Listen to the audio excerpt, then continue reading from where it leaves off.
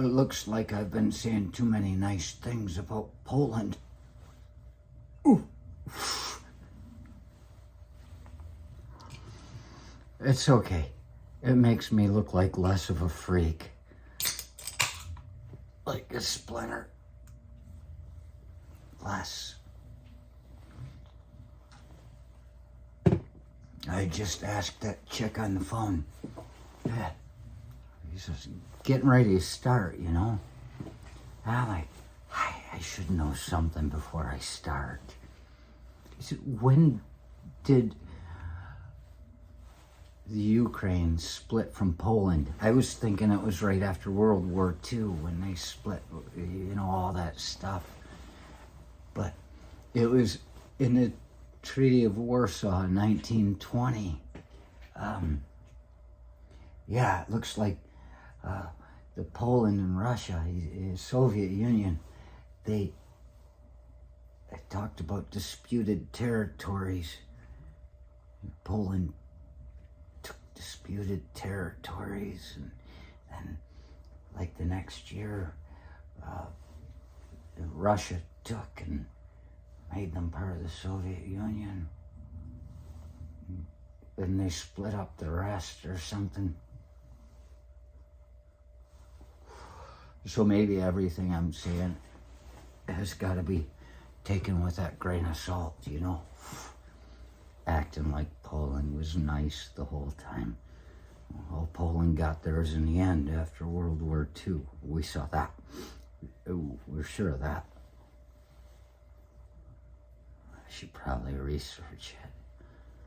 You're finding out I'm a little bit wrong at some things.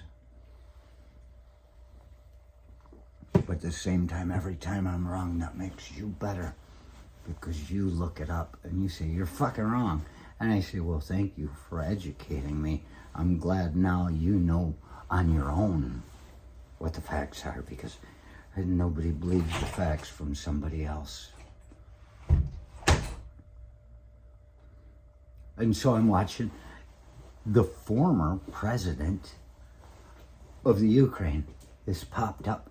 He's out there in flak jacket and shit, and he's out, and he's talking about things about how he's wearing. He's the guy that was elected out in 2014, I guess. But to see him out there still supporting his nation and not just giving shit to the new president, it's heartening. It makes me think of Lech Walesa, the leader of the Solidarity Party, who's the first president of Poland there a few years back. Once he was done being president, he went back to work on the docks.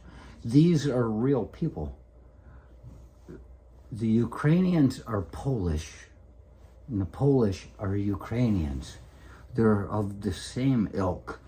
They came from the same land, and they still have the same morals. And you look, even if they are older people, they're pretty progressive. I mean, everybody thinks like Russia is this or Russia is that. Just the same way when I was in Warsaw, I would be in the train stations, and everybody in these old starched uniforms, they were state mentality. They were still very Soviet. But the younger people that you met in the streets, and they didn't speak English at all, they wouldn't even fucking try. But the people you met in the streets, they were speaking English, and they were happy to see us. They were loving the idea. They had the idea of a democracy as such, as a dream, versus our young people today, which is the same thing. The old people want it to stay the same as it was, and the young people, the young people here today, they don't see the American dream. They don't see hope, which I talk big against hope. Little sister will worry. They don't see it. They just think it's theirs. Versus these younger people over in these places who haven't been raised in it. They see it as a dream, and they're willing to struggle for their dream. And then you've got an ex-president in the Ukraine, an ex-president in Poland, and they're still working for their nation. But here, it was something, a breath of fresh air. Because here, all we ever have is a former president talking shit about the way things are being done when he was a part of it. Things don't change that fast. Not without committing a crime or two.